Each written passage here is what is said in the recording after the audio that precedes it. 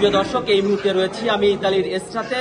প্রবাসী বাংলাদেশি এবং এখানে যারা রয়েছে ঈদের পরবর্তী সময় কিন্তু আসলে ঈদ পুণ্যমিলনী কিন্তু প্রতিটি প্রভিন্সিতে করছে। এরই ধারাবাহিকতায় আজকে কিন্তু আসলে বঙ্গবন্ধু পরিষদ এস্ট্রার আয়োজনে কিন্তু এখানে ঈদ পুণ্যমিলনী এবং প্রবাসীদের একটি মিলন মেলার অনুষ্ঠানেই হচ্ছে। আপনারা দেখতে পাচ্ছেন এখানে প্রবাসী বাংলাদেশিরা রয়েছেন এবং এখানে আসলে একটি বিষয় আপনাদেরকে জানিয়ে দিতে চাচ্ছি যে আসলে প্রবাসী কিন্তু সকলেই কর্মব্যস্ততা থাকে, কিন্তু যতটুকু সময় পেয়ে থাকে তারা কিন্তু এই বিভিন্ন বাংলাদেশি কিন্তু কৃষ্টি কালচারে কিন্তু তারা আসলে নতুন প্রজন্ম যারা এখানে বেড়ে উঠছে তাদেরকে কিন্তু আসলে জানিয়ে দিচ্ছে প্রবাসী বাংলাদেশি এবং এখানে বাংলাদেশের কৃষ্টি কালচার জানানোর জন্য এখানে কিন্তু নতুন প্রজন্ম যারা বেড়ে উঠছে তারা কিন্তু এখানে উপস্থিত রয়েছেন। আমি যে আয়োজক যারা রয়েছে বঙ্গবন্ধু পরিষদ এস্ট্রার পক্ষ থেকে এই আজকের ঈদ পুণ্যমিলনী অনুষ্ঠানটি এখানে অনুষ্ঠিত হচ্ছেন, আমি একটু জানতে চাচ্ছি যে আসলে তাদের কাছে আজকের অনুষ্ঠানের সবকিছু মিলে তারা কিভাবে অনুষ্ঠানটি উদযাপন করছেন। আমি সরাসরি চলে যাচ্ছি বঙ্গবন্ধু পরিষদ এস্ট্রার সভাপতি কালাম ভাইয়ের কাছে একটু জানতে চাচ্ছি আজকে অনুষ্ঠানের সার্বিক পরিস্থিতি এবং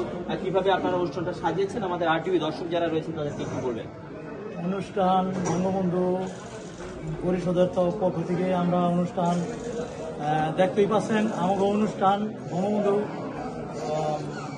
তরফ থেকে আমরা যে করছি, আমাকে অতিথিবৃন্দি এসরাবাসী সবাই আমরা একসাথে মিলে ঈদ অনুষ্ঠান আমরা সকলেই একসাথে মিলেই আমরা করি।